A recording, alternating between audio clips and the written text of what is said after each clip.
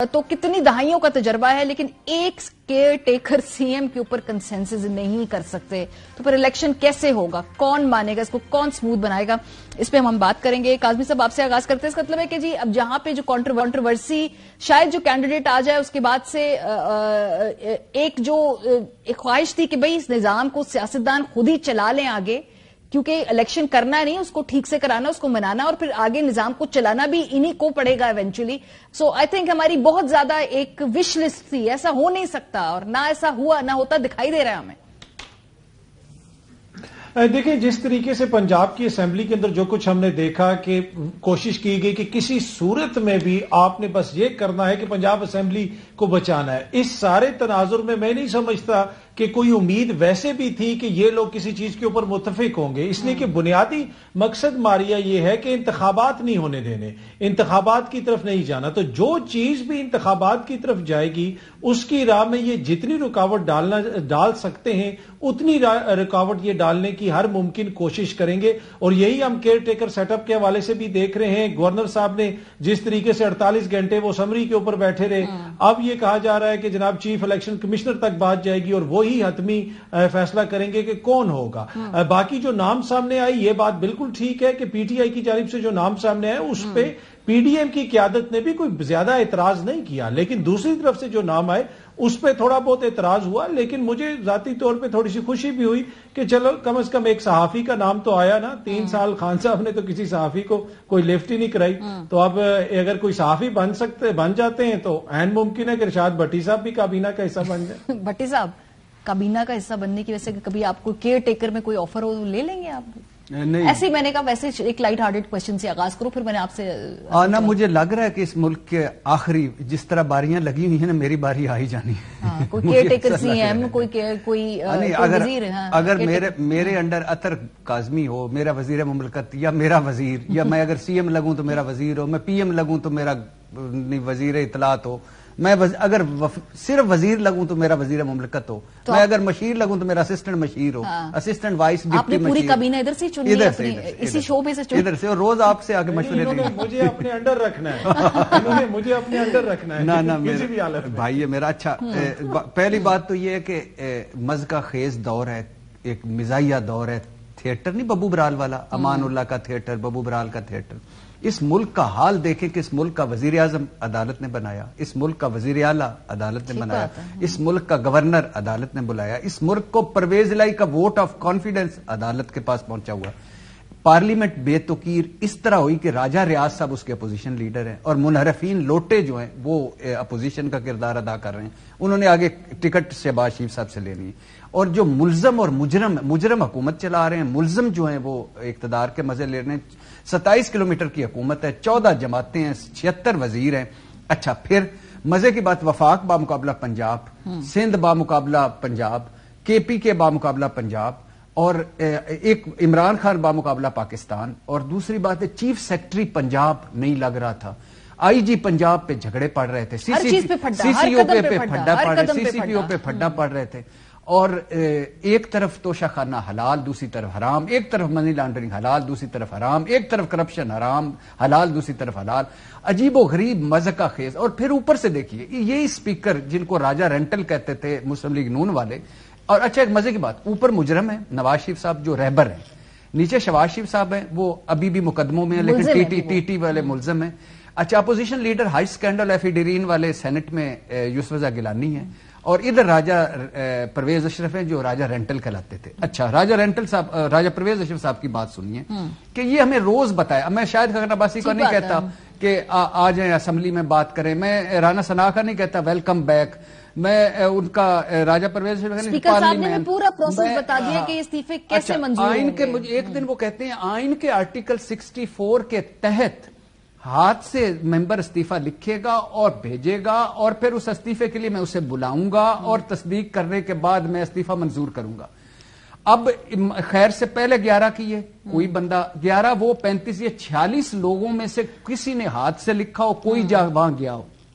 اوپر سے بل اسلام آباد کا انتخابات کروا نہیں سکتا الیکشن کمشنر, کراچی میں دھاندلی رکوا نہیں سکتا الیکشن کمشنر. سر جو بظاہر موٹی موٹی باتیں کہ اس وقت ایک انتشار اور کیوس سامنے نظر آ رہا ہے, اور اس کو سالو کرنے کے لیے اب اس میں نا یا صلاحیت نہیں ہے یا نیت نہیں ہے یا پولیٹیکل انٹینٹ نہیں ہے, مجھے نہیں سمجھ آتی کہ انائیں بڑی ہوگی, ضدیں بڑی ہوگی, جھوٹ مکر فریب. اچھا پھر مزے کی بات دیکھیں کہ یہ کیے کہتے عمران خان کے ساتھ مساق جمہوریت کرنا, ملک کا نہیں سوچتا.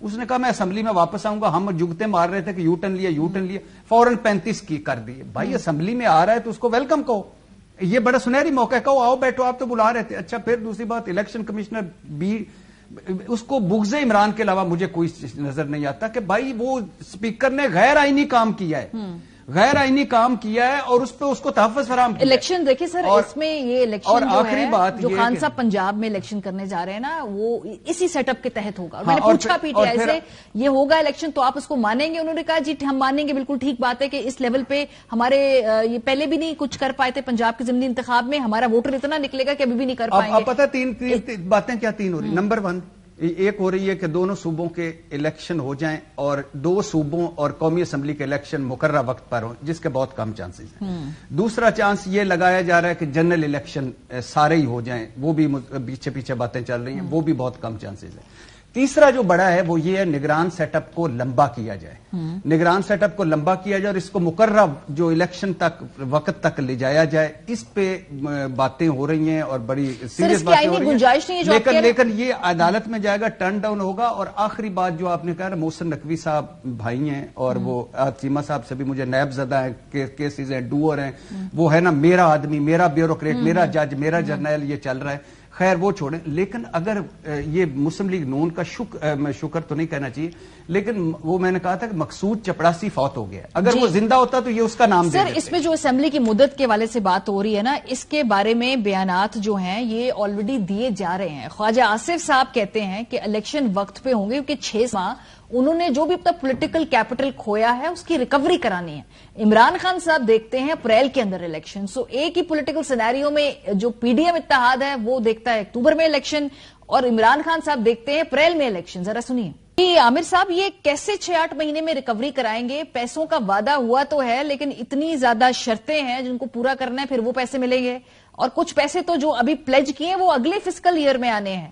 تو یہ ریکوری کس طرح ہوگی؟ کیونکہ جو فیصلے انہوں نے کرنے ہیں, جو مشکل فیصلے اب وہ بن چکے ہیں, اس سے پولیٹیکل ریکوری تو نہیں ہوگی.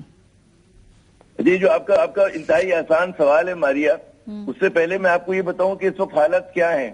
میں ایک جگہ پہ کراچی میں کورنگی روڈ پہ کھڑا ہوں 1 گھنٹے سے ماشاءاللہ, ورنہ میں آپ کے پروگرام میں کہتے ہیں نا کم از کم اسکائپ پہ تو جوائن کر ہی لیتا.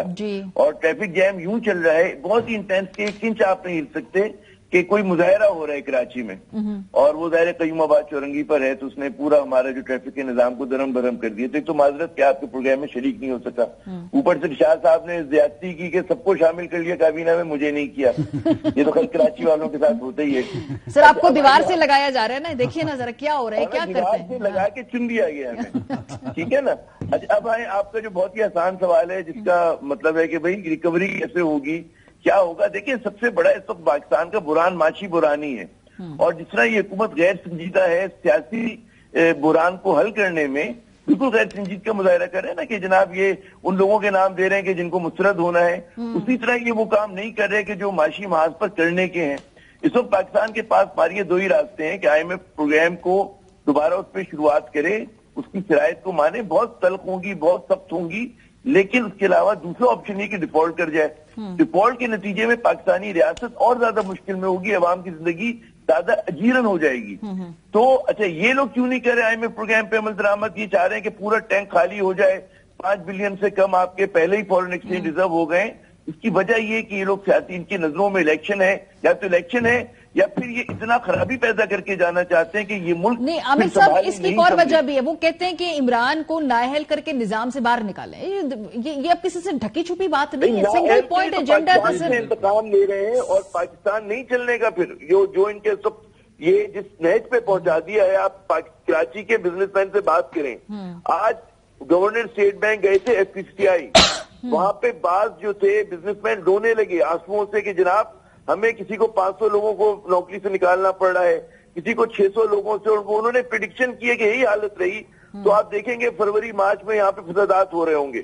جب حالت یہاں پر پہنچ گئی آپ کے معاشی فائنینشیل ہب کی, یہاں پہ لوگ جو اشبار ہیں, یہ میں مزدوروں کی بات نہیں کر رہا, محنت کشوں کی بات نہیں کر رہا, وہ لوگ جو سیٹ ہیں ان کا اگر دھندا اتنا بند ہو گیا تو آپ اندازہ کر سکتی ہیں کہ حکومت جو ہے گھٹنیوں پہ لے کر آ گئی ہے پاکستان کو, اور اس پہ کوئی مبالغہ آ رہی نہیں ہو رہی. یہ جو سندھی صاحب جب سے وزیر خزانہ بنے ہیں, what a disaster, what a disaster, what a disaster sir. یہ جو ڈارنامکس ہے, واٹ اے ڈیزاسٹر. مجھے بریک پہ جانا ہے. ڈار صاحب کو اوور ریٹ کیا گیا تھا. ڈار صاحب سر میں تو اس سے آگے بڑھ کے بات کہوں گی کہ یہ جو خواب تھا 90s سے کہ شہباز صاحب کو وزیر بنایا جائے اور نواز صاحب پیچھے ہٹ جائیں, P M L N Shahbaz صاحب کے ہاتھ میں دے اور بڑا اچھا ورکنگ فارمولا ہمارا بنے گا اور زبردست سے ہم ملک کی پوری جو ترقی کی گاڑی ہے اس کو فراٹے لگا کے ہم چلائیں گے, وہ بھی میرا خیال ہے وہ مت بھی اب ختم ہو گئی ہے. شہباز پیر کے علاوہ شہباز صاحب کے ساتھ جو ورکنگ ریلیشن شپ بنانا چاہتی تھی ہمیشہ سے یہاں پہ فیصلہ ساز, میرا خیال ہے ان کو بھی تسلی ہو گئی ہوگی کہ بھائی اس طرح سے آپ کسی شخص